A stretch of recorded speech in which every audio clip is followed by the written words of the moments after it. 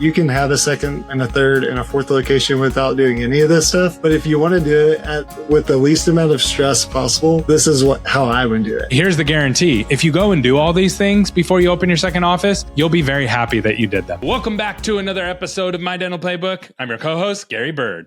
Along with my friend, Dr. Blake Hamblin, we're going to be diving deep into his office and how he's doubled his collections in just under 12 months.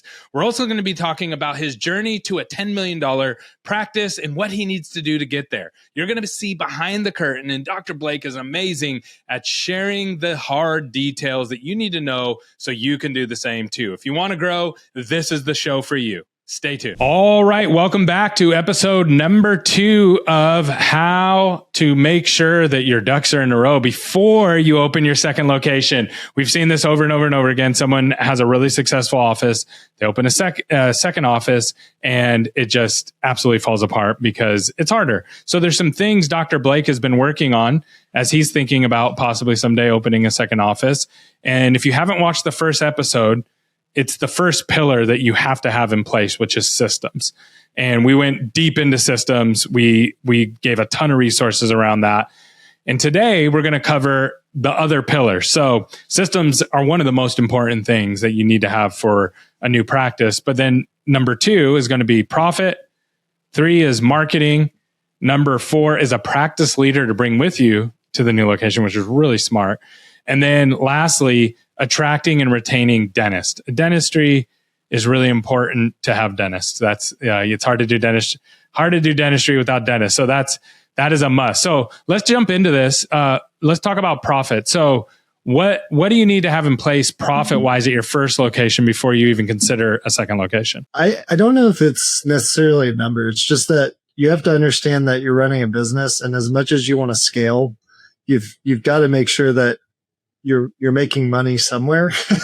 I just see so often where if it's not practice 1, bankrolling practice 2, they're both failing. And I want everyone to be successful, but I also want everyone to live a long life and be happy and all of those things. And I think step number 1 is just figuring it all out while you're in one location. Your life's only going to get more complicated as you add more locations, and you're splitting your time and your effort. And knowing that if all else fails, you can still run this other practice because of how well the first practice is running or otherwise is a really wise thing to do versus I'm just going to start 5 practices and hope it works. All right. That's not a good way to enter business. Yeah. The thing that I've seen that really stresses people out is that you've built your first practice, you're financially comfortable, but you're not you don't have $30 million in the bank comfortable. You have some money in the bank. You got everything paid for. You're working 3 days a week. You have a really good life. So you're like, hey, let's open a second location. But then all of a sudden it starts sucking the profit from the first location. And now you actually have a failing business because the second location is just draining the first location. And the main reason I think that happens is because we forget that so often our businesses are built around us. If in full transparency, if I didn't exist in my office wouldn't be half of what it is today. And that has nothing to do with how great I am. It's just with the intentionality that I present to my practice. And when you go to office number 2, you can't give 100% to office 1 and 100% to office 2. You're going to be split. And so I think we kind of forget that. And so that's where some of these other things that we'll talk about will tie into some stuff. Yeah, I actually have a doctor that we work with that he opened a bunch of locations, and he had to go to his 5th one. He had to go and start working there. And as he's working there, he's not making money at the other location. He's like, I don't even want to be here because the amount I'm generating is so much smaller than, because for you, it's okay, you're generating $200,000, $300,000. If you went to a new location, you wouldn't be generating $200,000 or $300,000 if you were there 100%. And if you went 50-50, you're basically losing $100,000 at the first location. And now at the new location, you might be doing 40, 50 if you have an associate, you know what I mean? If everything goes really well. So it's something's going to break. So you got to have room in that first location. We have Dr. Blake shared his P&L statement with us that you fill in the blanks and it figures it all out for us. Nobody really likes filling out P&Ls, but this one's really simple to use. Nice spreadsheet, works really well, and it gives you targets and benchmarks as well. Something to definitely help with that. It'll be the resources down below. Now let's talk about marketing. So I'll kind of queue up this one. So what I've seen is people start a practice, very, very successful. They build it over like 20 years. They do very little marketing. I talked to him. I just talked to a guy recently. Actually, did a podcast with him. He's doing $6 million a year. He's spending like $5,000 on marketing, $10,000 on marketing, but he's been doing this for years. So he's just built a ton of patient referrals. Sees about 160 new patients, and they're mainly patient referrals. He has a boatload of Google reviews, and you can do that over a long period of time, right? Totally. But when you go to a new office, you're starting at ground zero, and you have to get that office off the ground as fast as possible. So you need to actually know how to market. And this is where people get themselves in trouble with marketing, is they never learn the skill. What's cool about your office, Dr. Blake, you guys already learned it. You're going to be able to eventually taper back on marketing here and start moving that to a second location. That's the pitfall that I've seen over and over and over again, is like, oh, I pay $5,000 and I get, 50 patients a month. I don't need marketing. It's like, it's a startup. You're going to need marketing. I've said this before, but we as dentists believe that marketing is like black magic. There's this thing that just like happens in the ether, and then patients show up or they don't, right? And this marketing company is good, or this marketing company is bad. And we feel like we have to learn everything before we do it. Right. And we talk a lot about this in our mastermind. Just go create the problem, and you'll figure out the solution on the back end. And that's been my experience with marketing, was tried for 2.5 years to figure out what would work. And finally we met you guys, and thankfully it's worked really, really well.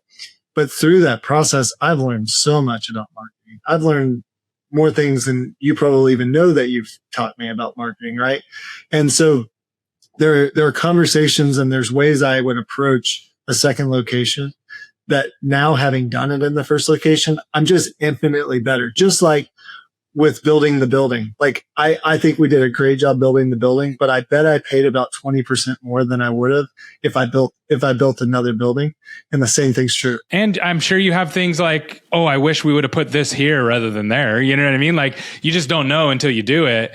And marketing's the same way. Like you it's funny now, when you're going to look for locations, you're thinking marketing first. Like, hey, how many new patients could we get here? What would the cost be? What does the competition look like? Most people just go start practices. They don't even think about that. And it's just a dangerous place to start a startup. So get your ducks in a row. If you're not marketing at your current location, start. You don't have to spend a ton of money, but just start so you can see what it's like to schedule, to convert on the phones, all of the things that you're not tracking right now. You're going to have to learn those at the new location. It's way cheaper to learn them at the first location before you start. So down below, I'm going to link a map and competition evaluation. So if you're like, hey, I need to see where to open up my next practice, or I need to start marketing at my current location, the link will be down below. Okay, so let's talk about pillar number 4. You're going to need a practice leader for the new location. Now, when I think of this, this is probably like a super nice to have. And I think for you, you're like, no, this is what we're doing, which is smart. But what I've seen people do this, and they gut their old office. And then their new office is like, they're paying a boatload of money for salaries at their new location. And then the old location's falling apart because they sucked all their leaders out. So how are you going to tackle this? Or when we get there? But I think what I've learned is, as you scale and as you grow, you have less dental problems and you have more people problems. And so when you go from one office that maybe you've grown, like for example, in our practice, we've grown quite a bit over the years, and now we have, close to 20 team members. Well, now if I go start another practice, I'm going to instantly have another 10. And when you talk about like needing sophisticated management, studies have shown like anything over roughly about 12 to 15 people, you've got to add more leaders and management to bring in. And certainly as you eclipse the 20 to 30 people, like you need sophisticated leaders that know how to solve problems that aren't just daily annoying things that we deal with as dentists, but like, how do we handle this HR issue? How do we handle, what's our philosophy on hiring? What are these things? Like you need actual like people that we just don't really hire in dentistry until you reach that point. Does that make sense?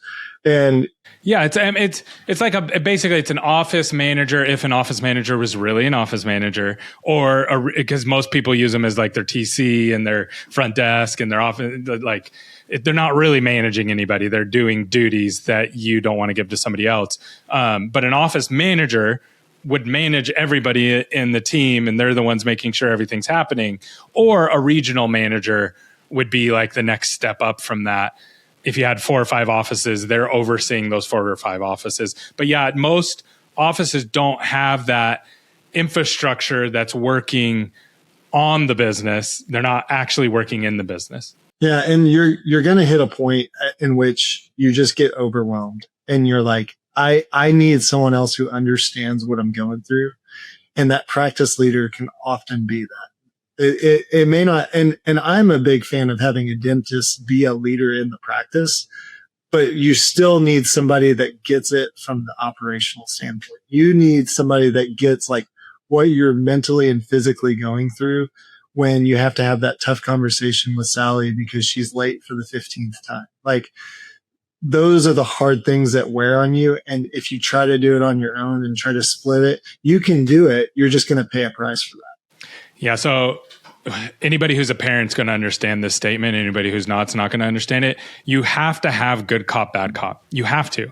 There's somebody that needs to be able to come in and say, hey, you shouldn't have done this. This was bad, and here's the punishment. But then you need somebody to come back in on the back end and be like, hey, we love you. We're here for you. We're going to turn this around and get this going, because those relationships break. And sometimes you can swap, right? Sometimes it's the mom's the bad guy, the dad's a good guy, vice versa. Depends if you're dealing with a daughter or a son, how their emotional temperament is towards certain things. Like all of these things matter. So when you're in an office and you're the only leader, you have to do it all. And you're doing dentistry, which is super hard. So you don't really usually have the time to sort through all the emotions and all this kind of stuff. When you get that second leader, they can go in and be the bad guy, and you can go to clean it up as the good guy, or vice versa. You can go in and lay it, and then they come back in and clean it up and say, hey, we want you here. Dr. Blake wants you here. He talks about how great you are all the time. It's just, we got to get this thing right, because the office can't function without you doing an amazing job. So I think that's huge. And having somebody that you can take with you and without gutting the other office. So start building that person now. Like, who's that person going to be?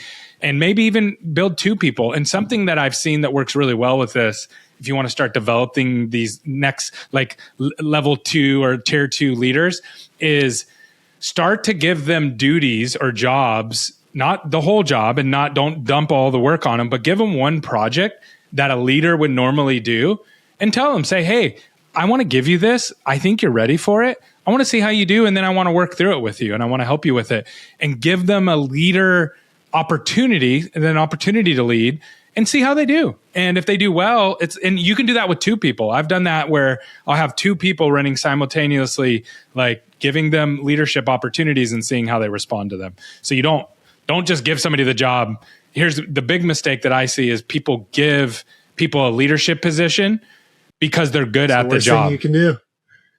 Yeah. Worst thing you can do.